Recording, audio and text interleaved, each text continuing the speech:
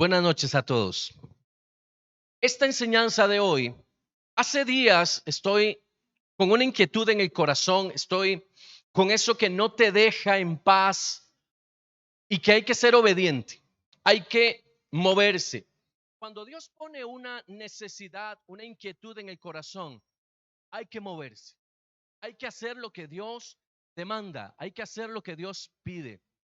Esta es una de esas noches donde el Señor ha puesto en mi corazón específicamente una palabra que he estado sazonando desde hace tiempo, que creo que es momento oportuno para poderla compartir. Tiene que ver con honra. Esta palabra honra tiene muchísimo significado para nosotros, pero también tiene muchísima ah, mala utilización o mala interpretación de la misma, porque entendemos que la honra muchas veces se habla sobre pleitesía y es muy utilizada, escuche bien esto, es muy utilizada por personas que quieren manipular personas. Hablan de honra, es que usted tiene que honrarme, es que usted tiene que, y lo que están buscando es que nosotros demos cosas. Cuando la palabra del Señor en términos de honra no solamente se refiere a darle algo a alguien en un aspecto meramente financiero, monetario. El problema es que eso es lo que está de moda. Cuando uno recibe la palabra honra en una iglesia, normalmente la asocia con algo significativo, algo de valor tangible. Honre a sus pastores. Usted ha escuchado esa palabra. Es que tienes que honrar a tus pastores. Lo que están pidiendo es plata, bienes. Y a eso no nos llamó el Señor. Amén. La palabra del Señor habla sobre honra, pero la principal honra va dirigida a Dios. Ahora, hay dos factores específicos en la honra que es necesario que usted y yo comprendamos. Uno, la honra a Dios, pero dos, también habla de los padres. Y cuando la palabra habla de los padres, dice, honra a tu padre y a tu madre. ¿Ha escuchado usted? Y se dice que es el único mandamiento con promesa. O sea, es el mandamiento o es la instrucción que Dios nos da que nos dice, si usted hace esto, recibe algo a cambio. O sea, honra a tu padre y a tu madre para que te vaya bien, para que logres, para que avances, para que en todo seas prosperado. Amén. Entonces, cuando hablamos de honra, hablamos de algo que yo tengo hacia alguien como un mérito. Y quiero darle el primer significado de esto. La palabra honra se deriva de una palabra en hebreo y esta palabra es kabod. Vea qué interesante. La palabra honra es derivada de la palabra kabod. Y kabod en la traducción o en la interpretación al español, kabod significa gloria. Entonces, cuando hablamos de honra, estamos hablando de gloria. Cuando hablamos de que nosotros le damos honra a Dios, estamos hablando de que nosotros honramos a Dios, le damos gloria a Dios. Ahora, ojo aquí, porque esta palabra honra, esta palabra gloria, esta palabra kabod encierra varias cosas. Una de ellas, alabanza, estima, obediencia, respeto, admiración, retribución. Todo esto es honra. Quiero repetir. Honra tiene varios sinónimos. Alabanza, estima, obediencia, respeto, admiración y retribución. Usted analiza aquí esta palabra en ningún finanzas. En ningún lugar dice, en ningún lugar dice bienes. Ahora significa que entonces no debemos honrar así. Cada quien honra como quiere, pero es que lo que la palabra enseña es algo más profundo, algo mucho más allá de lo que nosotros banalmente encontramos en finanzas. El problema es que estamos siendo permeados por un cristiano muy superficial, donde lo que menos necesitamos es agradar a Dios, pero sí necesitamos estar bien con nosotros. Nos importa más lo que los hombres piensen de nosotros que lo que el mismo Dios piense de nosotros. Y hay personas, perdone que le diga esto así tan abiertamente, aprovechados en claro, porque cuando ven Muy fácil felicitar. Pero cuando se trata de darse, de enseñar, de pasar tiempo con, no todo el mundo está dispuesto a hacerlo. Ahora, ojo acá entonces, por favor.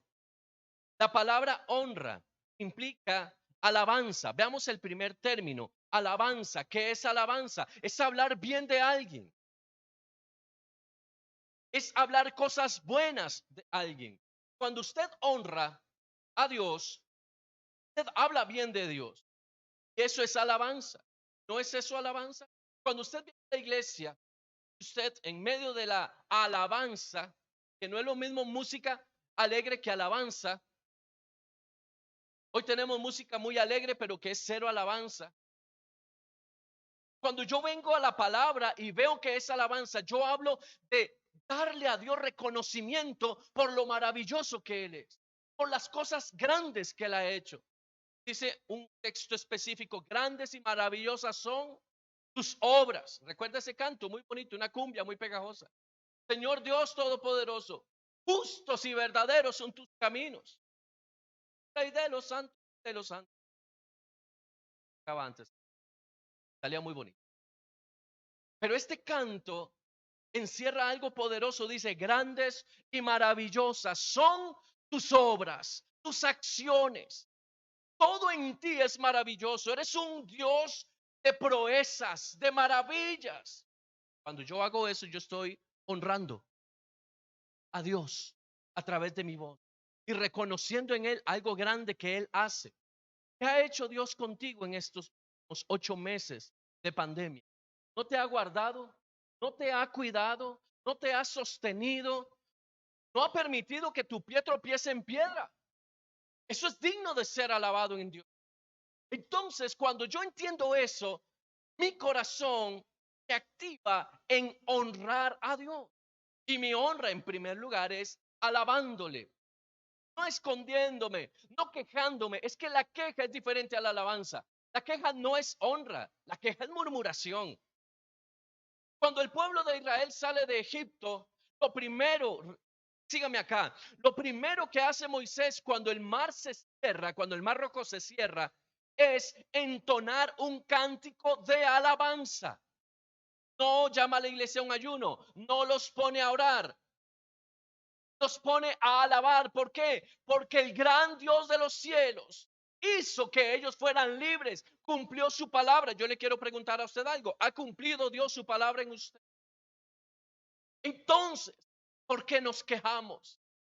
¿Por qué insistimos en ver lo que no tenemos? ¿Por qué insistimos en estar pendientes de lo que se nos escapa de las manos? Y cuando aceptamos a Cristo le dimos el control de nuestra vida. Nos quejamos de lo que ni siquiera tenemos control. Y por eso nos quejamos. Pero la palabra me dice que yo debo honrar a Dios, o sea, debo alabarlo por lo bueno que Él ha sido. Número 2, estima. Estima tiene que ver con el cariño. Estima tiene que ver con cercanía, con el corazón. Cuando usted estima a alguien, ¿usted habla mal de esa persona? ¿Ha escuchado usted la frase tener en alta estima? Significa rápidamente querer mucho a una persona. Cuando yo quiero mucho, lastimo. Cuando yo quiero mucho, me abuso. Cuando yo quiero mucho, hago que la otra persona se sienta mal. Cuando yo quiero mucho, significa que yo amo. Y cuando yo amo, me entrego. Amén. Cuando dice acá que honra tiene que ver con estima, es ¿qué siento yo por Dios? Ya no es qué digo yo de Dios, sino que hay en mi corazón hacia Él. Dice la palabra que de lo que hay en nuestro corazón va a hablar nuestra boca. Y cuando Dios dice, yo no tengo para ustedes pensamientos de mal, sino de bien, está hablando de que dentro de Dios no existe, oiga bien esto y enmárquelo por favor, dentro de Dios no existe un solo pensamiento nocivo en nuestra contra. Él siempre nos ve a nosotros con ojos de amor y misericordia. Siempre tiene pensamientos buenos. Siempre quiere que prosperemos, nos levantemos, seamos bendecidos y seamos bendición donde quiera que estemos. Dios nos estima, nos tiene en alta estima. Jesús nos comparaba a nosotros como una perla de gran precio.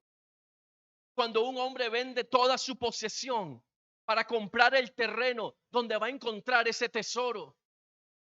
Si usted va a la palabra, va a encontrar a Jesús hablando de quiénes somos nosotros. Somos resplandecientes para Dios. Somos la corona de la creación. Somos maravillosos para Dios. Pero el enemigo quiere que nos veamos rebajados, despreciados, incapaces. No sé si me sigue. Cuando hablamos de honra, hablamos de estima. Hablamos de amor y de expresar ese amor hacia el Señor. Esta estima va de la mano con la obediencia. Ojo a esto.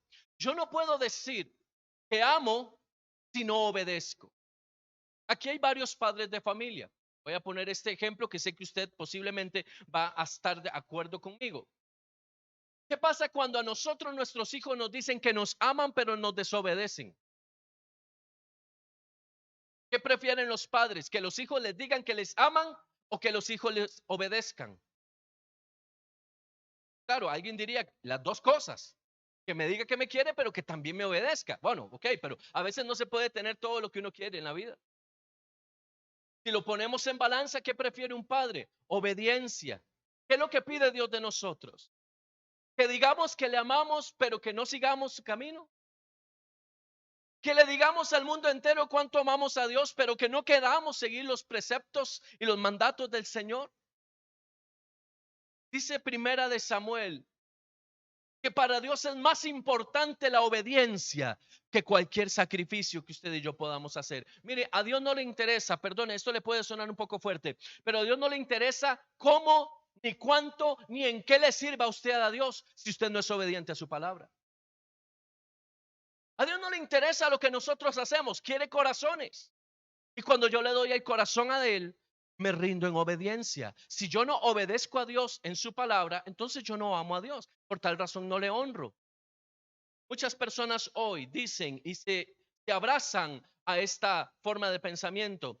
Para yo ser como esa persona, mejor no voy a una iglesia. Para yo parecerme a mejor me quedo como estoy. ¿Sabe por qué? Porque son cristianos cliché.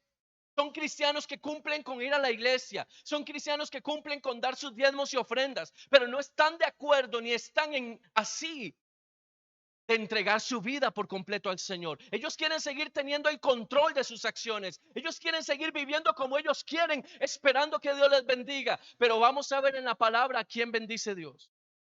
Y de antemano le digo, si usted no está honrando a Dios con su vida y está siendo bendecido, esa bendición no viene del cielo.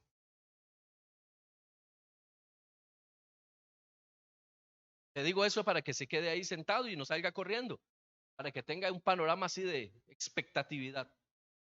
Obediencia. Necesitamos obedecer al pastor, a lo que él quiere, como él lo quiere, porque él dice, a la palabra.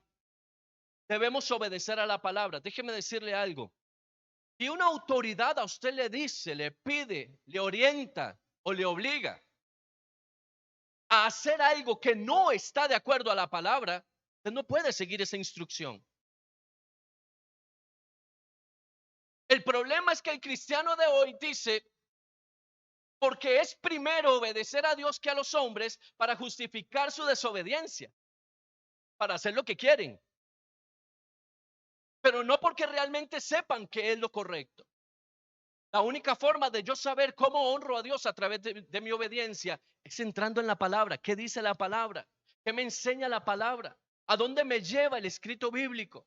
¿Tengo un maestro que me enseñe la palabra o yo la interpreto como a mí me gusta? Ese es un gran problema que hay hoy en la iglesia. El montón de interpretaciones de acuerdo a cómo yo me siento, de acuerdo a cómo yo acomodo la palabra según mi circunstancia. Y eso no puede ser así. Solo hay una forma de interpretar la palabra y es la forma que el Espíritu Santo nos da para poderla interpretar. Lo que Dios llama malo será malo, aunque mi autoridad me diga que es bueno, es malo, porque mi autoridad, que es Dios, dijo que era malo. Y Dios no se ajusta ni a mis emociones, ni a mis intenciones. Soy yo quien me debo ajustar a Él. Por eso Pablo nos orienta y nos dice, lo que era del pasado queda atrás, la forma de vivir de antes queda atrás. Ahora voy hacia algo nuevo. Yo no puedo servir a Dios con mi pasado, necesito dejarlo atrás para poder honrar al Señor. Número 3, respeto. Ahora usted dirá, pastor, ¿cómo hago yo para darme cuenta si estoy respetando a Dios o no estoy respetando a Dios? ¿Qué tan obediente es? ¿Cuál es tu reacción cuando Dios te dice lo que estás haciendo está mal? ¿Cómo nos sentimos cuando la palabra nos confronta ante una situación de nuestra vida? ¿Recuerda usted al hermano Chavo del Ocho? Cuando decía todo yo, ¿qué hacía? Un berrinche. ¿Cuál fue el último berrinche que tuvimos, Señor? ¿Cuándo fue la última vez que escuchamos algo en la palabra y nos retorcimos por dentro y dijimos, no me gusta, todo yo? Respeto, el respeto a Dios. Hay personas que vienen a la iglesia, hermano, solo como un parámetro. Y su mente se quedó en el trabajo. El cuerpo vino a la iglesia, pero su mente está en el trabajo. Su mente está en el negocio. Su mente está en cualquier otra parte, excepto en la presencia de Dios. Cuando usted va a una reunión con una persona importante, llámese, no sé, alguna persona del Estado importante, por ejemplo, un presidente o un Estado, y esa persona le está hablando a usted, y usted está así como decimos nosotros, pajareando, está hablando, pero no está hablando, está hablando. Entonces le preguntan, ¿me está escuchando? Y usted es como que se conecta. ¿Le ha pasado? ¿Cómo se siente usted cuando usted está hablando con alguien y esa persona está en otro lado? A mí me pasa. Bueno, a mi esposa le pasa. A veces me habla y yo estoy así como, como en mi mundo según Randamandapio estoy. Y entonces, pero me está oyendo. Ese me está oyendo es como conéctese. A veces faltamos el respeto al Señor. Dígame si es verdad o no. A veces estamos orando y cuando estamos orando nos acordamos de algo y terminamos pensando en ese algo y cortamos nuestra oración por pensar en ese. Venimos a alabar al Señor y levantamos las manos y de un momento a otro me acuerdo de que me pasó algo y entonces ya hago así y ya me voy. Me perdí. Estamos en la palabra y cuando nos damos cuenta estamos en cuerpo presente, pero nuestra mente no está con nosotros. Eso tiene que ver con respeto. Darle a Dios el lugar que Él merece, el tiempo que Él merece. Si nuestro trabajo requiere esfuerzo y requiere tiempo y dedicación y atención, también Dios lo requiere. Dios necesita, no porque deje de ser Dios, sino porque por honra nosotros respetamos a Dios, sabiendo que cuando estamos en la palabra, estamos en eso. Cuando estamos en oración, estamos en eso, concentrados. Porque nadie puede servir a dos señores. Tenemos que estar pendientes. Otro punto, la admiración. ¿Hace cuánto dejamos de admirar a Dios? Sabemos que Dios es poderoso. Sabemos que Dios puede hacer todas las cosas. Sabemos que nada se sale del control de Dios, pero ¿hace cuánto dejamos de admirar a Dios? ¿Sabes por qué? Porque cuando venimos a la presencia, sea en tu casa, en tu cuarto, sea en el lugar donde tú estés, en la iglesia, donde quiera que estés, cuando perdemos de vista quién está en ese lugar, porque dejamos de admirarle. A veces vienen bendiciones a nuestra vida y las tomamos, como dicen los que saben de computación, por default. Dejamos de admirar a Dios por las pequeñas grandes cosas que ha hecho en nuestra vida. Sabe, hay muchas personas hoy en estos tiempos de pandemia se les ha olvidado admirar a Dios porque los ha guardado. Hablan de la pandemia, se quejan de la pandemia, pero no les ha dado el COVID. Pero no han agradecido a Dios por eso, sino se quejan porque el COVID subió los impuestos. Se quejan porque el COVID hizo que esto pasara. Se quejan porque el COVID no me deja sacar el carro. Pero no se acuerdan de que Dios les ha permitido no ser contagiados. Cuando yo dejo de perder de vista mi admiración hacia Dios, perdí el nivel de honra. Cuando, escuche esto, cuando yo dejo de admirar, dejo de honrar. Cuando los niños están pequeños, ellos entienden perfectamente el concepto de admiración. Papá y mamá hablan y para ellos es que si hablara lo máximo. Y cualquier cosa que papá y mamá hagan novedosa, para ellos es impresionante. Pero conforme ellos van creciendo, van tomando conciencia de otras cosas, y entonces van perdiendo admiración por esa persona a quien antes admiraban. Y ahora se vuelve un estorbo en la adolescencia. ¿Por qué? Porque ya veo que lo que antes hacía no es tan maravilloso. Ahora se me atraviesa, ahora me bloquea, ahora me ordena, ahora ya no me gusta lo que está pasando, entonces dejo de admirar. Ojo a esto, cuando Dios se nos planta como un padre y nos dice de aquí no pasas, perdemos la admiración por Dios, porque nuestra admiración hoy va de la mano con la complacencia que yo siento hacia esa persona. Escuche esto, hay muchas personas que hoy admiran hombres por lo que hacen y han dejado de admirar a Dios porque no tienen contacto con su. Admiramos más a hombres, incluso hombres de Dios, gato comillas. Y se nos olvida que detrás, voy a decirle esto, detrás de un milagro tiene que estar Dios. En el momento en que yo veo al hombre de Dios, a la mujer de Dios o a la persona que hizo un milagro, digámoslo así, para que me entienda fácil. Y yo comienzo a admirar ese ministerio, comienzo a admirar a esa persona y me olvido que Dios está detrás de esto, yo tengo un problema. Tengo que recordar que mi admiración es para Dios, pero ojo, yo admiro lo que amo. Yo dejo de admirar cuando mi corazón se comienza a separar. Importante es, yo dejo de amar, dejo de admirar cuando mi corazón se comienza a separar. Y la retribución tiene que ver con lo que yo hago por el sentimiento que me une con Dios.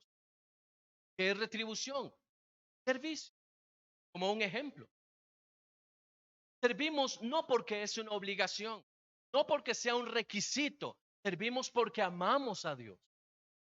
Y como yo amo a Dios y no puedo pagar mi salvación, porque no podemos hacer eso. Mire, el mayor ejemplo de honra deberíamos tomarlo en función del sacrificio de Cristo en la cruz. Él murió en la cruz por nosotros y por eso somos salvos. Todos somos salvos acá, amén.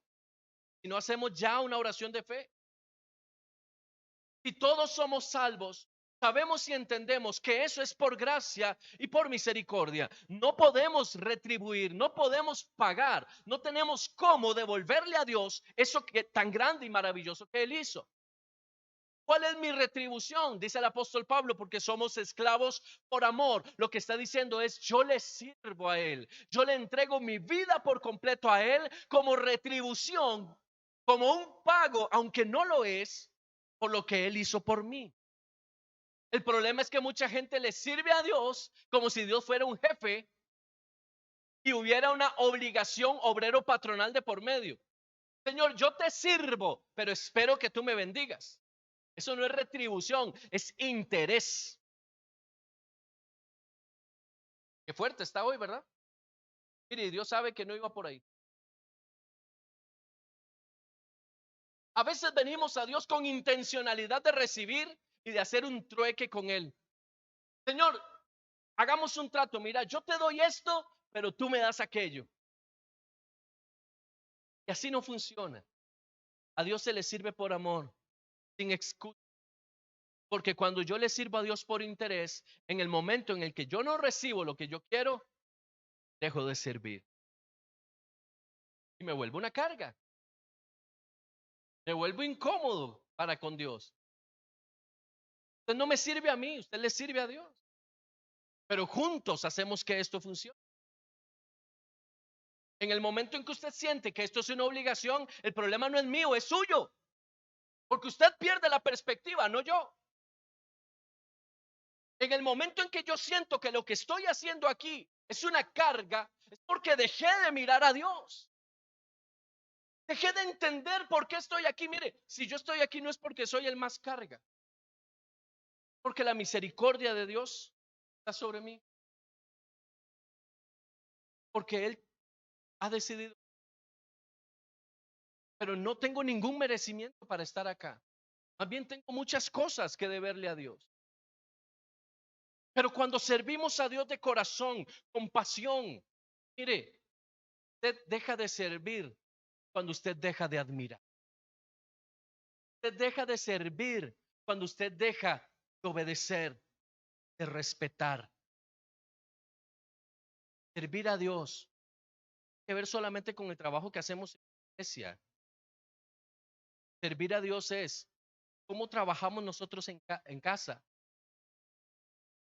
nuestro comportamiento con nuestros amigos, en nuestro lugar de trabajo. Le servimos a Dios.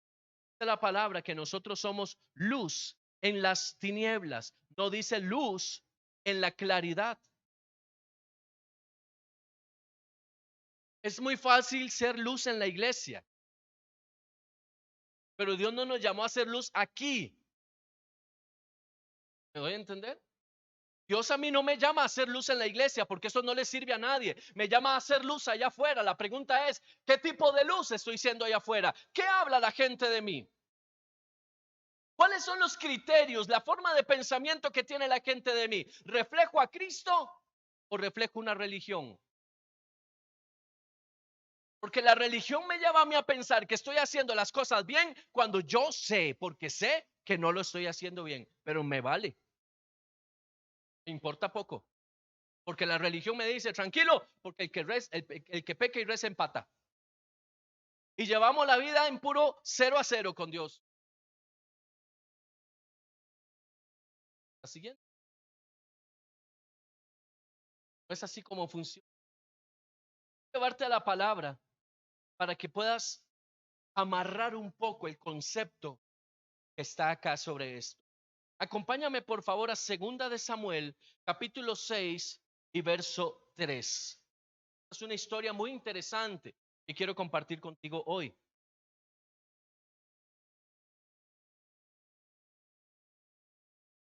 Segunda de Samuel, verso 6, perdón, capítulo 6 y verso 3. Esta historia, mientras usted lo busca, tiene su origen específicamente en el capítulo 6, pero de Primera de Samuel. ¿Qué ocurre en Primera de Samuel? Le voy a relatar rápidamente. ¿Recuerda usted la historia de Elí, el sumo sacerdote en Israel? Cuando Ana presenta a Samuel y se lo entrega a Elí y le dice, aquí está mi hijo, el que yo pedí para que tú lo enseñes. Ok. ¿Recuerda usted que Elí era un padre, una paternidad permisiva y que había dejado a sus hijos por la libre? Siendo sacerdotes, les había permitido de una forma tal vez, bueno, poco correcta, hacer lo que ellos quisieran en el templo. Los filisteos hacen guerra contra Israel. Y los que están en batalla mandan a pedir el arca. Escuche esto, no había rey en Israel todavía. Mandan a pedir el arca porque ellos veían en el arca, escuche bien, un amuleto para ganar batallas. Israel había perdido de vista lo que significaba el arca porque el padre espiritual de Israel había perdido de vista lo que la paternidad tenía que hacer. Cuando un padre pierde de vista lo que hay que hacer, los hijos hacen lo que quieren. Cuando un padre espiritual no tiene norte, los hijos hacen lo que quieren. El arca, escuche bien, no debía salir del tabernáculo. ¿Cuándo salía el arca del tabernáculo? Cuando estaban en el desierto. Cuando ellos venían por el desierto, ¿por qué? Porque eran nómadas, tenían que trasladarse constantemente. Cuando la nube se levantaba y comenzaba a caminar, se desmantelaba el tabernáculo pieza por pieza y los levitas llevaban los implementos hasta el nuevo lugar de estación. Pero cuando ellos entran a la tierra prometida, se establecen. ¿Sabe qué es establecerse? Permanecer, quedarse, echar raíz en un lugar. Cuando ellos se establecen, el arca por fin queda en un solo lugar. No tenía que salir, excepto si Dios daba la directriz o giraba la orden de que así fuera. Pero Dios nunca dijo, saquen el arca del tabernáculo y llévenla a la batalla. ¿Quiénes llevaron el arca? Los hijos de Elí. La corrupción de los hijos de Elí les llevó a tocar lo que para Dios era sagrado, lo que Dios había instruido a Moisés como sagrado. Ellos toman el arca y la llevan al campo de batalla. Pierden la guerra los israelitas y los filisteos toman el arca. Ellos llevan el arca y la colocan a los pies de su dios Dagón. La historia rápidamente. Dagón cae 2 veces, es destruido. 7 meses estuvo el arca capturada o raptada en la tierra de los filisteos. Oiga aquí. Cuando los filisteos se dan cuenta de que en su ciudad están pasando pestes y hay maldiciones sobre ellos, deciden quitar el arca, devolver el arca. Usted puede ir a 1 Samuel 6 y 7 y darse cuenta de la historia completa. Dice que entonces, entendiendo que era Dios el que estaba detrás de esta matanza, mandan el arca llena en un carruaje guiado por 2 vacas, y la llenan de un montón de artefactos de oro. ¿Ok? Escuche esto, los artefactos que iban dentro de eran significativos, tenían un significado específico, porque algunos de ellos tenían la forma de tumores, los tumores que le habían salido a los filisteos durante el tiempo que el arca estuvo ahí. Y ellos, los filisteos, labraron en oro esas cosas, ese tumor en el cuerpo, y lo pusieron en el arca y lo enviaron a la tierra de Israel como una retribución por haber tomado el arca. Cualquier parecido de lo que la idolatría y paganismo nos enseña es una coincidencia. Ahí salió. Entonces, ¿qué hacen? Mandan la carreta, que se lleven el arca. Nadie se atreve a tocarla. De los filisteos nadie se atreve a tocarla. El arca va. Cuando llega al campo de Israel, los israelitas se gozan porque el arca regresó. Viene sola, pero se gozan. El problema es que cuando ven el oro que está dentro, lo toman. Ese no es el problema, que hayan tocado esas figuras. El problema es que abrieron el propiciatorio del arca, levantaron la tapa del arca y dice la palabra, 50,000 israelitas murieron a causa de haber profanado el arca. Cuando yo pierdo la honra, profano lo santo. Cuando yo pierdo la honra, mire, 7 meses bastaron para que Israel perdiera el respeto por la presencia de Dios. La pregunta es, ¿cuándo fue que perdimos nosotros el respeto por la presencia? Dejamos de honrar a Dios y nos llenamos de corrupción y creemos que estamos bien delante de Dios sabiendo que hace rato levantamos la tapa del arca. Dice que entonces, asustados, toman el arca y la cierran. Y dicen, Señor, perdónanos, pero ya no queremos más muertos. Y se la dan a un hombre que algunos dicen que era levita, otros no. Digamos que sí. Llamado Abinadab. Abinadab tiene un hijo llamado Eleazar. Y es a Eleazar a quien le encargan el cuidado del arca. ¿Okay? Escuche esto. Entonces el arca que venía en una carreta es rescatada, es tomada, cerrada y enviada a la casa de Abinadab. Y solo técnicamente un hombre llamado Eleazar podía tener cuidado de ella.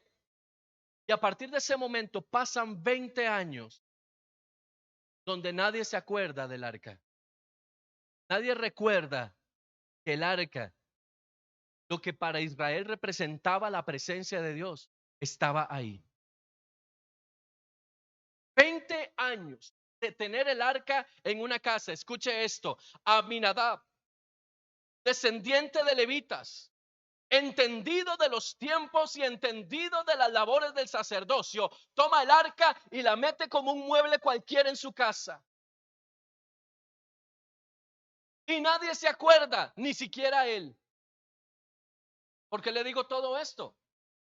También la historia. 20 años después, David recuerda que el arca está en la casa de Abinadab. Y dice, ¿cómo va a estar el arca en ese lugar? Hay que traerla, es la presencia, porque se ocupa un hombre con un corazón sensible para poder rescatar la presencia de Dios. Saúl no se acordó del arca, nadie más se acordó del arca, hasta que David dice, ¿dónde está el arca de la presencia? Estaba en la tienda de Abinadab, como un mueble, parecido a una mesa, a una silla, a un armario. Ahí estaba el arca. No puede estar ahí, dice David, tráiganla. Y entonces dos de los hijos de Abinadab, uno de ellos llamado Uzí, los dos eran Usa y Ahío. Usa y Ahío. Es lo que dice 2 Samuel 6:3. Leámoslo. Dice, pusieron el arca de Dios sobre un carro nuevo y la llevaron de la casa de Abinadab, que estaba en el collado, y Usa y Ahío, hijos de Abinadab, guiaban el carro nuevo. Primero, que Abinadab era levita, conocía la ley. Sabía y entendía el procedimiento correcto para el manejo, cuidado y uso de los utensilios del tabernáculo. ¿Por qué pusieron el arca en un carro? Cuando Dios claramente estableció, el arca será llevado en los hombros. El arca no puede ser montada sobre nada porque representa la presencia. Déjeme decirle algo. ¿Sabe por qué el arca tenía que estar sobre los hombros? Dice el apóstol Pablo, ¿o ignoráis que sois templo del Espíritu Santo y que el Espíritu de Dios mora en vosotros? Lo que está diciendo es una sombra profética. La presencia no puede ser llevada en una cosa. Mora en mí. Donde quiera que yo voy, la presencia va. No sé si usted me está siguiendo, pero proféticamente lo que Dios le estaba diciendo a Moisés era, mi presencia será llevada en hombros de sacerdotes, dice el apóstol Pedro, porque somos real sacerdocio. La presencia va en nosotros, es parte de nosotros. Yo no puedo quitarme el arca y montarla sobre un carro. Yo soy el portador de la presencia. Yo soy el portador de la presencia. Yo no sé si usted me está comprendiendo, pero usted es portador de la presencia. La pregunta que te hago es, ¿dónde dejaste el arca? El Espíritu Santo confronta a la iglesia hoy y nos dice, ¿dónde dejaste el arca? Porque no está en los hombros. Dice la palabra que entonces Abinadab ve lo que pasa y dice, está bien. Y los dos hijos, Ahío y Usa, van uno al frente y uno atrás. Y comienza la caravana. David va feliz. El pueblo va feliz. Él lee el pasaje más adelante. Dice que iban con salterio, con arpa. El ministerio de alabanza iba dándole duro a la cantada. Pero ninguno sabía lo que estaba haciendo. Aleluya.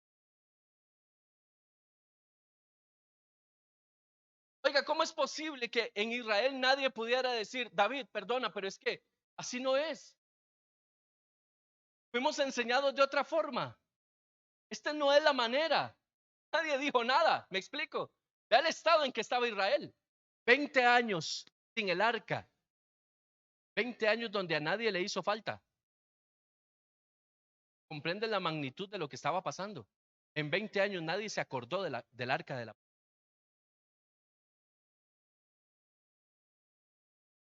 Y la caravana sigue. En un momento del camino dice que la carreta se tambalea y pareciera que el arca está a punto de caerse. ¿Qué hace Usa? Esto. La gente dice, es que la tocó y Dios lo mató. No tocó el arca. La agarró y la quiso acomodar. Esto dice versos 6 y 7 de 2 de Samuel 6. Cuando llegaron a la era de Nacón, dice, Usa extendió su mano al arca de Dios. ¿Y qué hizo? Dígalo fuerte, ¿qué hizo? La sostuvo. Hay gente que quiere sostener la presencia con sus propias fuerzas. Hay gente que dice, yo controlo esto. Hay gente que dice, Señor, usted se sujeta. Porque aquí el que lleva el arca soy yo. ¿Entiendo? Fuerte esto, hermanos. Es que la historia que nos cuentan en la escuela dominical es, y Usa tocó el arca, y por tocarla, no, es que no es por tocarla, dice que la sostuvo, o sea, le hizo fuerza, le metió humanidad al asunto. Dijo, no, no, esto no se cae, escuche esto no se cae porque yo lo sostengo.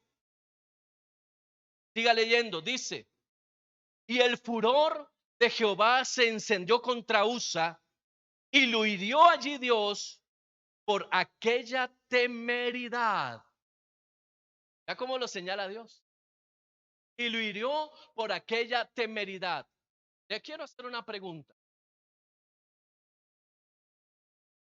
¿Por qué en la casa de Abinadab nadie se había muerto? ¿Por qué cuando subieron el arca al carro nadie se murió? ¿Por qué se muere Usa hasta que el arca va de camino? Porque el mensaje en que estaba dando Usa podía permear el corazón del pueblo. Mientras el arca estaba en casa de Aminadab, solamente la familia de Aminadab sabía lo que estaba pasando ahí. Quedaba entre comillas, entre familia. ¿Usted cree que nunca tocaron el arca? ¿Cree que nunca vieron ese mueble ahí? Dijeron, estás lleno de polvo, vamos a limpiarlo. Y nada les pasaba. Y Usa tocó el arca con liviandad ahí es porque lo había hecho antes y nada había pasado. Usa estaba acostumbrado a manosear el arca. Escúcheme bien. Usa estaba acostumbrado. ¿Sabe por qué? Porque lo que yo hago en secreto no tengo problema en hacerlo en público. Porque lo que yo me acostumbro a hacer en privado, puedo hacerlo en público sin ningún problema. Usa se había acostumbrado a ver el arca y en 20 años nunca se murió nadie, nada pasó. Y entonces dijo, bueno, es un mueble bonito y enchapado en oro y todo el asunto, pero nada pasa. Yo me acuerdo de las historias de los ancestros que decían que el que tocaba el arca y no sé qué, pero aquí nada pasó. 20 años de estar por ahí y seguro jugaban bola y la bola en algún momento le pegaba al arca y la bola no, nada le pasaba. Entonces cuando Usa ve el arca tambalearse, dice, la he tocado antes, puedo hacerlo ahora. Cuando él lo toca, escuche esto, todo el pueblo estaba mirando. Eso fue lo que enfureció a Dios. La familiaridad corta la honra. Cuando usted se familiariza con la presencia, la manosea. Oiga esto, cuando usted se familiariza con la presencia de Dios, la manosea. Perdemos la admiración. El arca, este mueble. Yo tengo otras cosas más importantes en qué pensar, a qué dedicarme. Cuando yo empiezo a pensar así, comienzo a manosear la presencia. La presencia de Dios en el antiguo Israel era física. Estaba representada a través del arca. No es como ahora, que no es a través de artefactos, sino en el corazón. Antes era física. El lugar, escuche, recuerde por favor, el lugar donde se manifestaba el Shekinah de Dios era sobre el propiciatorio, el lugar donde las alas de los querubines se tocaban. Ahí había un momento de brillantez, un brillo especial. Era la presencia de Dios y estaba sobre el arca, la cual estaba en el lugar santísimo, no era en cualquier parte donde estaba, y el sumo sacerdote solo podía entrar una vez al año, habiendo primero hecho su teshuvah, su arrepentimiento y el arrepentimiento del pueblo para poder entrar, porque el Señor dijo, cosa santísima es. Pero cuando yo deshonro, lo santísimo se vuelve profano. No fuera así, usted entendería que este cuerpo es santísimo.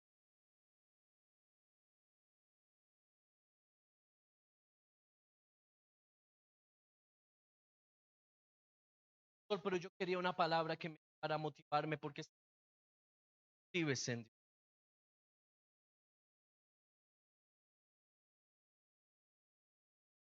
Pastor, es que no me han pagado el aguinaldo, ya somos dos.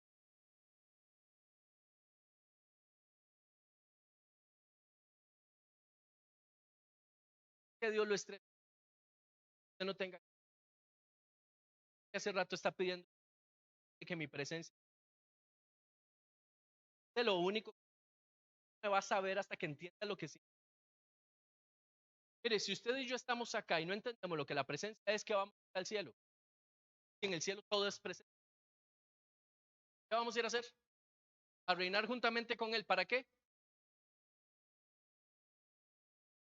De la palabra que usa, no solamente toca, que se atreve a sostenerla. ¿Sabe qué significa eso? Manipulación. Hay gente que no entiende que la presencia de Dios no se... Hay gente que da palabra profética de donde Dios habló, se llama manipulación de la presencia. Hay gente que quiere hacer milagros donde Dios nos llamó a que eso pasara. ¿Sabe por qué? Porque Dios conoce la intención del... Hay gente que dice, es que Dios me llamó a orar por fulano. Ajá, ¿y quién va a ser glorificado con esa sanidad? ¿De quién van a hablar después de que esa sanidad se dé? ¿De usted o de mí? Porque muchas sanidades se dan hoy. ¿Sabe por qué se dan? Por pura misericordia. Pero Dios no es glorificado. Que la gente sigue llamando a la persona que hizo la sanidad. Oye, usted puede venir a orar por mí. Oye, usted puede venir a poner las manos sobre mí. Y esa persona, en vez de darle la gloria a Dios, se echa la gloria a Dios. Es a pedir ofrenda por el asunto. Ay, ay, ay. Yo le oro, cobro barato. Con chamuco, sin chamuco. Y Dios deja de ser glorificado. ¿Sabe por qué? Porque cuando se escucha más tu nombre que el nombre de aquel que te llamó, estamos mal. Y dejemos de usar el nombre de Dios para uso propio, porque eso fue lo que hizo Usa. Claro, nosotros no vamos a caer muertos, por lo menos esperamos que no pase. Pero la pregunta es, ¿estaremos vivos? ¿Usted se ha hecho esa pregunta? ¿Cómo estás espiritualmente? ¿Vivo? ¿O con olor a cuarto día? Como Lázaro, que dice que al cuarto día olía, pero olía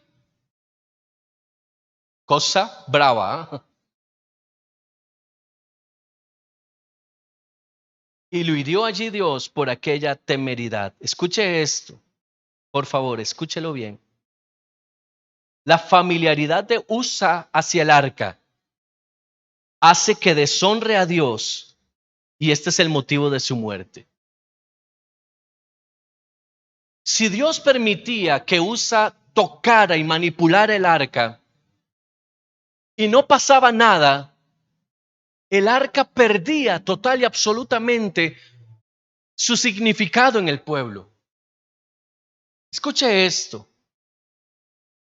La gente sabía que el arca no se podía tocar. Las historias de los ancestros contaban lo que pasaba si eso se daba. Si Usa tocaba el arca y nada ocurría, entonces ¿para qué vamos a llevar el arca a Jerusalén? Entonces ¿para qué vamos a construir un templo? Entonces ¿qué sentido tiene lo que estamos haciendo? No, mejor cada uno para su lado, coge ese mueble y lo tira por ahí. Es más, hagamos una subasta, vendámoslo. ¿Me sigues? Porque pierde valor, pierde significado. Lo que valía en el arca no era de qué estaba construida, sino lo que representaba. Si Dios no toca a Usa, si Dios no hiere a Usa, el pueblo se rebela contra Dios. Porque Usa estaba dando el ejemplo. ¿Se imagina usted el arca cayéndose? Usa la acomoda y dice, tranquilos que aquí nada pasó, no hay problema. Hakuna Matata, siga. No se desvíen, a ver, 1, 2, 3, 4, 1, 2 y siga para adelante. ¿Qué hubiera sucedido entonces? ¿Para qué ministrar el arca? La deshonra hace perder el temor de Dios. Y cuando yo pierdo el temor de Dios, no tengo problema con pecar. Pecar es un deleite cuando yo pierdo el temor de Dios. Es más, justifico mi pecado. ¿Y sabe qué hace la persona cuando justifica su pecado? Le dice a Dios, mentiroso. Porque qué raro, yo estoy pecando y siento la presencia. Qué raro, yo sé que lo que estoy haciendo está mal. No está mal de Navidad, sino está mal. Pero ¿y por qué yo sigo sintiendo ese calambre tan sabroso en la presencia? ¿Cuál presencia? Se llaman emociones. Porque si yo le digo a usted que si usted y yo estamos en pecado, entendamos pecado como una actividad consciente, desmedida, como una actividad con alevosía, premeditación. O sea, es que yo voy a pecar. A eso me refiero. No a lo que la palabra enseña, todos pecamos todos los días. Pero nos basta la sangre de Jesucristo como principio de purificación. Pero no es lo mismo que usted peque de una forma aleatoria a que usted peque con intencionalidad de pecar. A eso me refiero. Cuando yo peco con intención, es porque perdí el temor de Dios, la valía de lo sagrado, la identidad de quién soy. Y cuando yo me muevo de esa manera, entonces Dios no puede morar en mí. Porque dice la palabra, escuche esto, compréndalo. Cuando la Biblia dice que Dios no mora en templos hechos por hombres, no está hablando de edificios, está hablando de tu construcción, de tu templo, de quién eres tú. Es que entendemos mal el texto. El texto no habla de que el templo hecho por mano de hombre, y hablamos de las iglesias, las 4 paredes con su techo. No es de eso de lo que está hablando. Está hablando de quién es el constructor de tu ser. ¿Soy yo o eres tú? ¿Cómo me construyo yo a mí mismo? A través del intelecto, a través de lo que aprendo, a través de mis costumbres. Yo me construyo. Cada uno de nosotros somos una construcción, dice la psicología. Una construcción hecha a base de conocimientos, experiencias, hasta golpes. Pero somos una construcción. La pregunta es, ¿quién nos está construyendo? ¿Dios con su palabra o nosotros con nuestro intelecto? Porque Dios no habita en templos construidos con intelecto. Porque nos volvemos profanos. Porque Dios no habita en un templo construido con condicionantes humanos. Él ya dio las condiciones. Él dijo, santidad.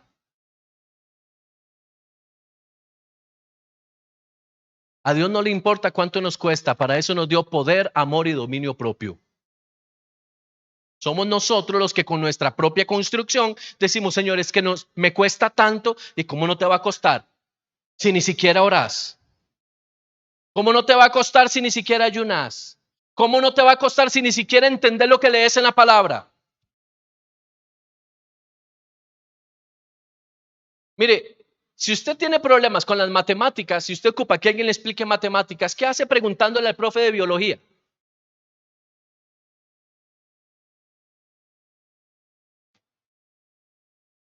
¿Cierto?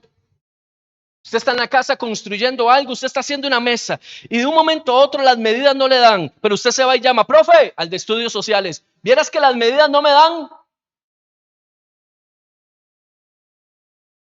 Eso es lo que le aplicamos a Dios. Él es el arquitecto de nuestra vida, pero le preguntamos al mundo cómo corregir. Le preguntamos a los hermanos, oiga, ¿usted me puede ayudar? Hay gente que le pregunta más al pastor qué hacer que a Dios mismo. Y generan lazos emocionales, cordones umbilicales.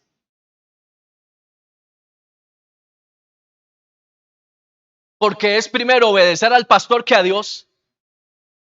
Generamos hasta teologías propias, doctrinas e interpretaciones de acuerdo a nuestras emociones. Qué fuerte esto, hermanos. Escuche esto. el arca que mata personas. Estamos hablando del templo del tiempo antiguo. El arca que mata personas también bendice hogares. Porque dice la palabra más adelante que entonces por ese acontecimiento, dice David, yo no la quiero. ¿Quién la va a querer? Claro, cuando la vieron salir de la casa de Aminadab, como la manejaban, como la montaban, dijo David, ¡qué gloria! ¡Aleluya! Vamos para la casa mía, voy a meterla ahí. Pero cuando Dios se mueve, cuando Dios se activa, cuando Dios toca, ¿sabe qué es lo que hizo Dios? Dios le recordó al pueblo, aquí yo soy Dios. Hace 20 años no se acuerdan de mí, pero voy a darles una muestra de quién soy yo. Y el temor de Dios vino sobre el pueblo, vino sobre David. David amaba la presencia de Dios, pero estaba desactualizado. ¿Qué es lo que ocurre? Cuando ese acontecimiento se da, dice David, yo no la quiero. Es un artefacto peligroso. La presencia de Dios es peligrosa en manos de quien no sabe lo que se está metiendo. La presencia de Dios es peligrosa en manos de quien no sabe lo que se está metiendo. Con Dios no se juega. No podemos salir ilesos creyendo que Dios nos va a seguir haciendo el cachete. Por eso la iglesia de hoy está como está, por pérdida del temor de Dios. Como el pastor no me ve, no hay problema, pero se me olvida que los ojos de Dios están puestos sobre el mundo y a Dios no se le pasa ninguna. Mire, yo estoy en lo secreto, haciendo lo que me da la gana y yo digo, aquí nadie me ve y Dios, siga, tranquilo, siga, continúe. El engaño de Satanás, viene el diablo y nos pone un velo. ¿Sabe cuál es el velo que nos pone? ¿Ha visto usted los polarizados de los carros? Que uno ve para afuera, pero de afuera para adentro no se ve. Eso es lo que nos pone Satanás. Y entonces, claro, nos lo pone al revés. Nosotros para arriba, no, nadie nos está viendo, nadie nos está viendo. Y Dios, ay, papito. ¿Aló? Porque Dios busca santidad. Dice David, yo este artefacto no lo quiero. Yo no quiero esto. Pero dice que entonces un hombre llamado Obed-edom, oiga esto, toma el arca, la lleva y la pone en su casa. Y no pasaron 3 meses cuando dice la palabra que fue prosperado de una forma sobrenatural. ¿Sabe por qué? Escuche. Cuando el arca llegó a la casa de Abinadab, venía profanada. Abinadab recibió un arca profanada, una presencia manipulada. Por eso él la tomó y la puso en un rincón. Y en 20 años nunca recibió nada, nunca prosperó. Pero cuando Obed-edom la toma, el temor de Dios había venido sobre el pueblo. El valor, el brillo de la presencia estaba en el corazón de Obed-edom. Y él dijo, esto que yo tengo en mis manos es cosa santísima. Esto es sagradísimo. Ay de aquel que se atreva a ponerle una mano mientras esté en mi casa. ¿Alguien me está siguiendo? Ay de aquel que se atreva a tocar y manipular esto tan sagrado que entra hoy en mi hogar. Cuando usted y yo entendamos eso, seremos prósperos. Cuando usted y yo entendamos lo que hay en nosotros, el espíritu, la clase de espíritu que hay en nosotros, seremos prosperados. ¿Sabe por qué no prosperamos? Porque andamos bailando el pelado con el arca. Y no me pasa nada, ahora vengo por aquí. Y no me pasa nada, no hay problema. Oye, mi negro, todo está bien. Le hacemos el pasito tuntún al arca, le hacemos aquí. Nada pasó. No me quemo. No me quemo. Pasamos tocando el arca, tocando la presencia, jugándola con Dios. Es un pecadillo. Y nada pasó, nadie me dijo nada. La doña no se enojó, el pastor no se dio cuenta. Relax, tranquilo. Siga. Y entonces ya no doy un paso, sino que doy 2. Y doy 3. Y cuando me caigo, ¡ay, Señor, pequé! No, Padre, hace años pequé. Hace años deshonré a Dios.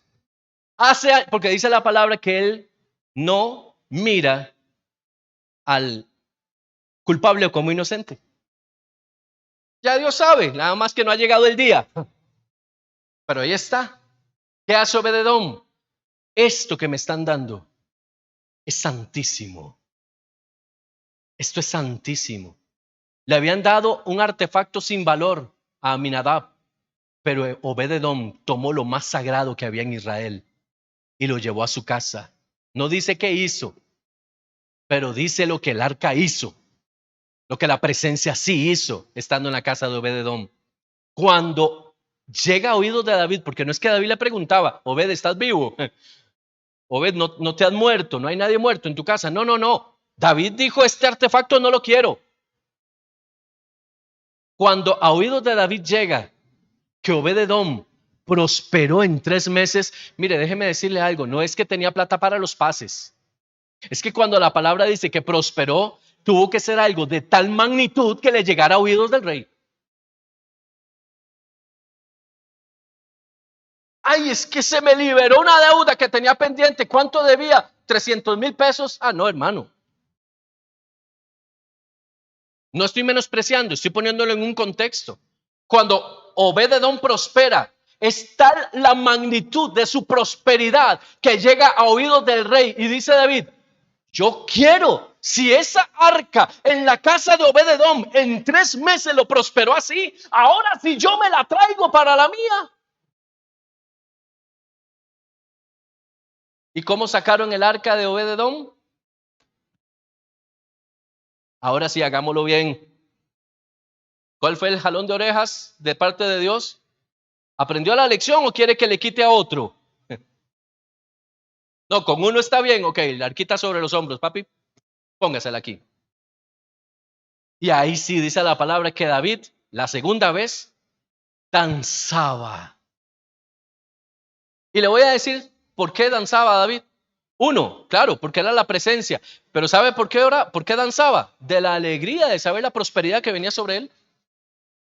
¿Usted cree que David no era un hombre de números? Claro. Escuche esto. La presencia de Dios, si quiere lo anota, y su bendición es proporcional a la honra que se le ofrece. La presencia de Dios y su bendición es proporcional a la honra que se le ofrece. Gloria a Dios. ¿Cuántos bendicen al Señor?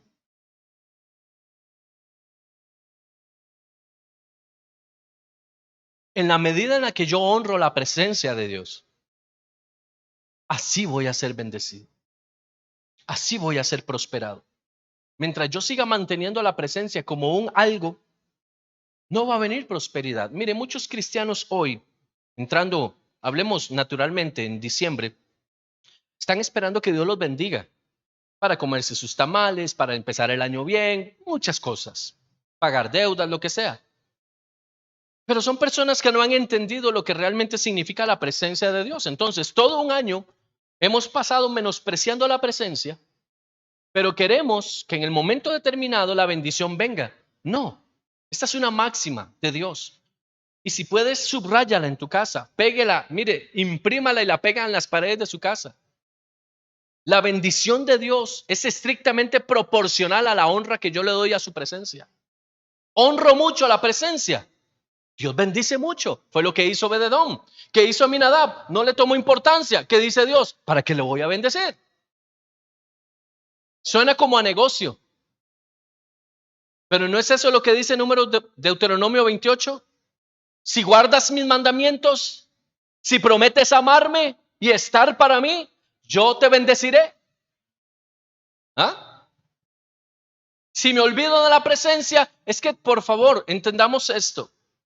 La presencia no tiene nada que ver con el servicio que yo hago para Dios. La presencia no tiene que ver con venir a la iglesia. La presencia no tiene que ver con estar matriculado en una casa de fe o no.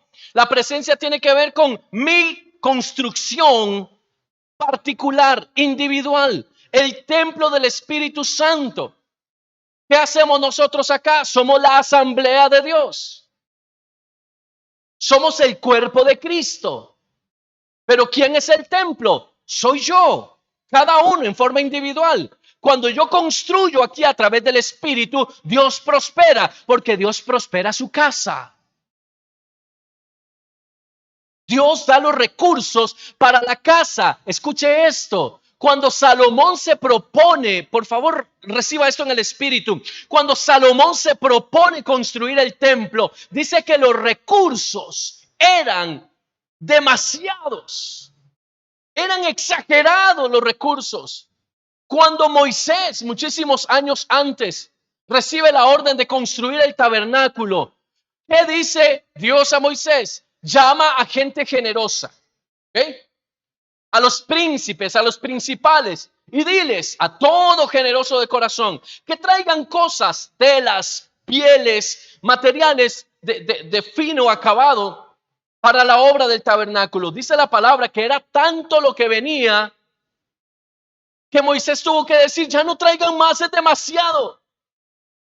¿Y qué pasó con Israel? Creció en número, fue abundante, pero también fue glorioso.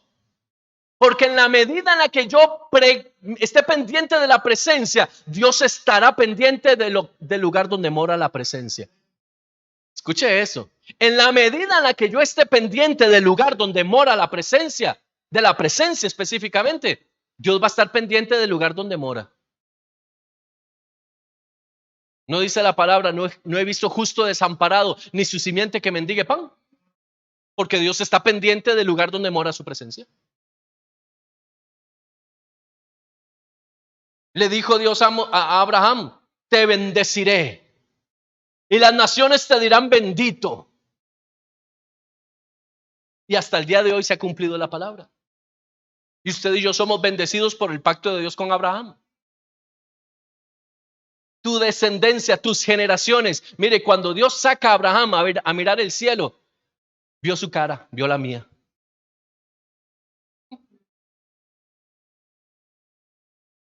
Nosotros estábamos en el plan de Dios, estábamos en el diseño. Dios le estaba diciendo a Abraham, generaciones enteras pasarán y todas ellas serán el fruto de tu obediencia. Aleluya. Y de todos los rincones de la tierra los traeré por el pacto que hoy hago contigo. Te bendeciré, de cierto te digo, te bendeciré y serás bendición. Bendeciré al que te bendijere y maldeciré al que te maldijere. Y selló Dios la palabra con eso. Porque no habiendo otro más grande por quien jurar, dice la palabra, juró por sí mismo, por su mismo nombre. Aleluya. ¿Por quién va a jurar Dios? Si uno siempre jura por alguien más grande. Por sí mismo dijo, por mi nombre. Pongo mi nombre de testimonio de lo que te estoy diciendo. Te bendigo. ¿Y sabe qué es lo mejor de esto? Que la palabra decía, y tus generaciones serán benditas. Yo no sé si usted se cree bendito, pero es tiempo de que lo reciba. Somos bendición de Dios, mi hermano. Ahora, ¿usted cree que la bendición es cuánta plata tiene usted en el banco? No, por favor. Hay gente con mucha plata y cero bendición. ¿Sabe qué es bendición? Salud. ¿Sabe qué es bendición? Que los suyos estén bien. ¿Sabe qué es bendición? Trabajito todos los días. ¿Sabe qué es bendición? Que usted se pueda levantar de su cama, respirar y decir, hasta aquí me ha ayudado el Señor. Pero menospreciamos esas cosas porque nos familiarizamos con ellas hasta que Dios nos las quita. Mire, nadie se acuerda de los pies hasta que le duelen.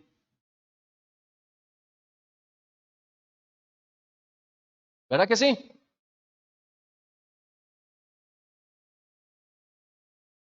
¿Le ha pasado a usted que usted se rasguña un dedo?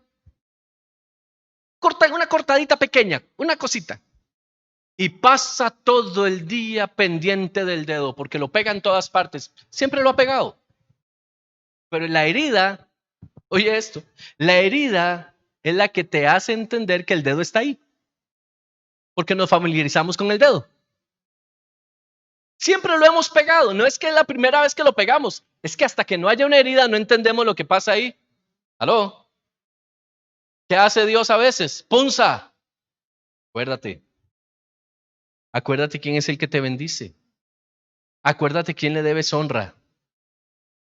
Acuérdate ante quién te inclinas.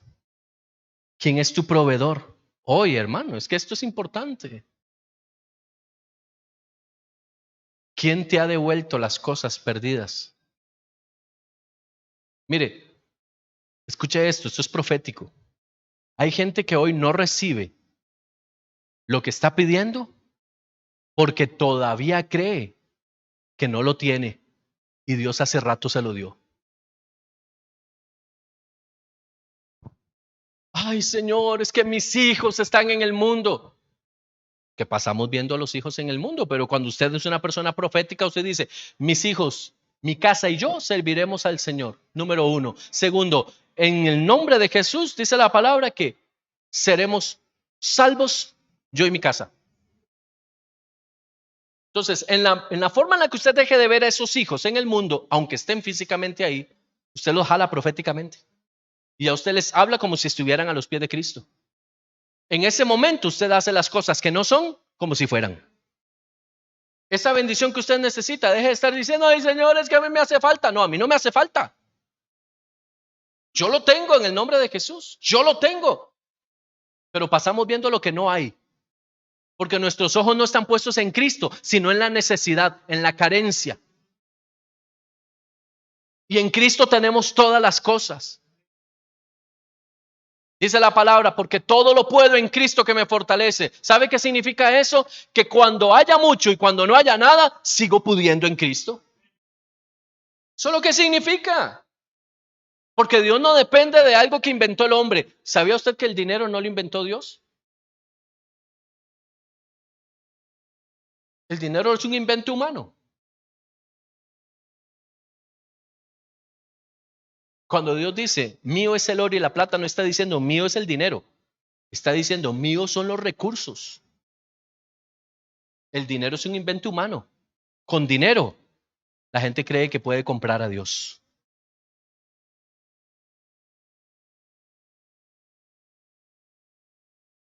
Aleluya. ¿Cuántos se sienten bendecidos en esta noche? Estamos en la introducción, no se me vaya. Sí, son 4 páginas, voy en la primera.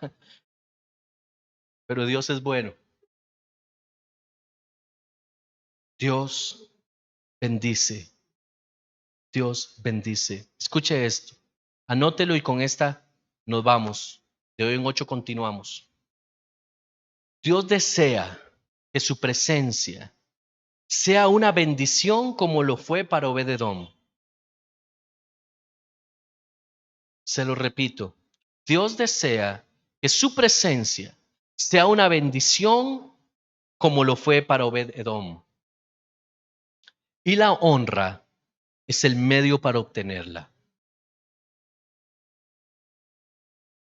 Dice el sabio, libro de Proverbios, honra al Señor. ¿Con qué? Con tus bienes, no dice con el dinero. Hay que aprender a leer la escritura. Honra al Señor con tus bienes y tus lagares rebosarán de mosto. ¿Sabe qué significa esto? Cuando yo honro al Señor con todo lo que tengo, esos son bienes. Parte de la interpretación de la palabra bienes tiene que ver con todo lo que tengo, con todo lo que Dios ha puesto en mis manos, todos los recursos. Es que yo entero, compréndame esto, yo entero soy el recurso de Dios. Yo soy un recurso de Dios. ¿Me explico? Cuando yo honro a Dios con lo que soy, con lo que tengo, dice, mis lagares, ¿saben qué eran los lagares? El lugar donde se almacenaba el vino. Dice, rebosarán de mosto, no dice de vino. Dice de mosto. ¿Sabe por qué mosto? Porque el mosto es el primer vino. Es el vino más aromático, más delicioso. O sea, si yo honro a Dios con todo lo que soy y con todo lo que tengo, siempre habrá gozo en mi corazón. Porque el vino tiene varias interpretaciones, pero una de ellas es gozo. En el antiguo Israel, cuando las fiestas se daban, había vino y la gente, mientras había vino, había alegría. Cualquier parecido con las pachangas de cimarrón aquí son mera coincidencia. Mientras había vino, la fiesta andaba, pero se acababa el vino y cada uno se acordaba de que tenía casa y entonces se iba. Dice la palabra que Jesús, estando en una fiesta, porque Jesús se gozaba, dice que estaba en una fiesta y viene su madre y le dice, se acabó el vino. Y le dice Jesús, ¿y cuál es el problema? Se acabó el vino. Vaya, haga algo al respecto. ¿Pero qué quiere que haga yo? Todavía no es el tiempo de que empiece a hacer los milagros. Todavía no me toca. Y la mamá no le dice más, sino que se vuelve y le dice, hagan todo lo que él dice. Y ella sale y se va. Las mamás son así. Hey, ¿qué hace Jesús? Está bien. Traigan agua. Tiene que ver con espíritu. Tiene que ver con palabra. Tiene que ver con muchas cosas. Llenen los cántaros. Porque en Dios los cántaros tienen que estar llenos. Eliseo le dijo a la viuda, trae cántaros, no pocos, y llénalos, porque mientras haya cántaros, habrá aceite para llenarlos. Y comenzaron a llenar los cántaros. Ok, ahora traigan al que sabe, al maestresala, al mayordomo, al principal. Traigan al que sabe, que pruebe el vino. ¿Qué dijo el maestresala? ¿De dónde sacaron esto? ¿Dónde lo tenían escondido? Es el mejor vino que hay en la fiesta. Bendice al Señor, honra al Señor con tus bienes. Y los depósitos de tu corazón siempre estarán llenos de gozo. ¿Eh? Esa es la palabra. A eso nos lleva el Señor.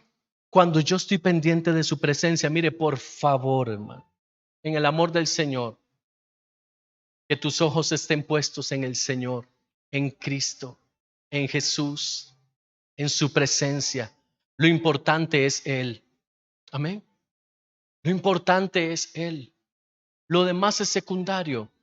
Lo demás se puede activar en cualquier momento.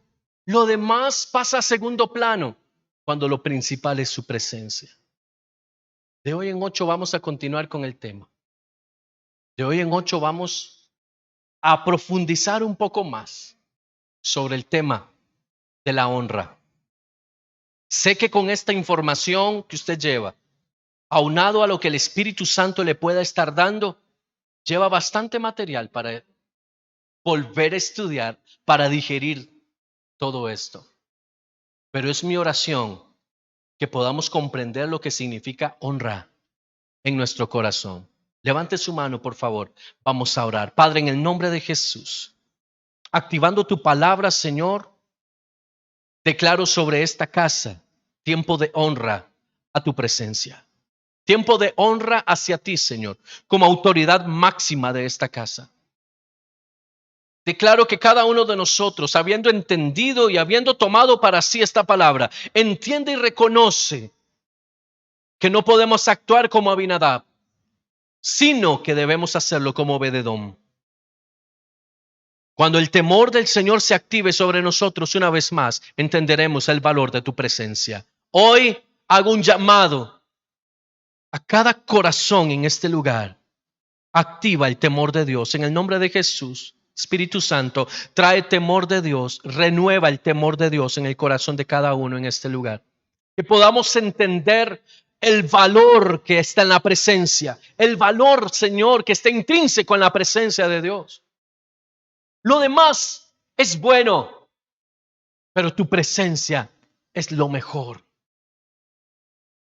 Que tu presencia nos llene, nos deleite, pero que podamos admirarte, honrarte, obedecerte, retribuirte, que podamos estar contigo en espíritu, alma y cuerpo, entendiendo que tú, Señor, demandas de nosotros santidad, y declaro en el nombre de Jesús santidad sobre esta casa, santidad sobre toda persona que hoy está siguiendo esta transmisión, santidad. Un volver al camino de la santidad en el nombre de Jesús. Aun cuando tengamos debilidades y asuntos difíciles en nuestra vida, hago un llamado a la santidad. Que nuestros ojos se vuelvan a la presencia, que volvamos a admirar la presencia como en los primeros días, cuando por primera vez te dijimos, nuestra vida es tuya. Vuélvenos al primer amor, Señor, en el nombre de Jesús. Espíritu Santo, vuélvenos al primer amor. Y que así como sea nuestra honra, así sea nuestra bendición. Bendigo esta casa. Bendigo todos aquellos que han escuchado este mensaje y declaro sobre sus vidas activaciones poderosas del Espíritu Santo. En el nombre de Jesús. Amén y amén.